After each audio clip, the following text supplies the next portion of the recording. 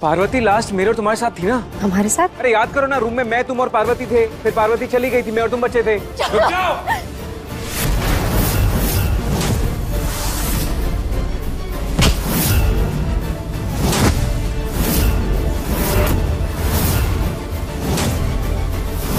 राजीव और अंबिका परेशान है परी को लेकर और यहाँ पर राकेश किडनैप करके चला गया। भाई अभी तक तो किसी को समझ में नहीं आ रहा है कि सरदार कौन है, सिर्फ नीति को पता है। नीति इन्फॉर्मेशन दे भी रही है राकेश को कि भाई तुम किसी तरीके से यहाँ से बाहर चले जाओ होटल से, और परी को अगर तुमने किडनैप किया तो परी को भी साथ में ले जाओ, क्योंकि अंबिका और राजीव ने भाई तुम्हें फुटेज में देख लिया अभी तक। लेकिन ये कंफर्म नहीं है कि जो सरदार है ये राकेश ही है। लेकिन जब पता लगेगा तब देखते हैं राजीव और अंबिका क्या करने वाले हैं। वैसे राजीव को कहीं ना कहीं भाई शक तो हो रहा है कि इस आदमी को मैंने कहीं तो देखा हुआ है, और जब उसको याद आएगा अरे ये तो राकेश है, तो उसे कंफर्म हो जाएगा कि वो परी को कहीं किडनैप करके ले गया। अब देखते हैं, क्योंकि नीति पर तो उसको पहले भी शक था ना। यहाँ पर नीति ने किस तरीके से कितनी बार भाई उसकी जान लेने की कोशिश की है परी की।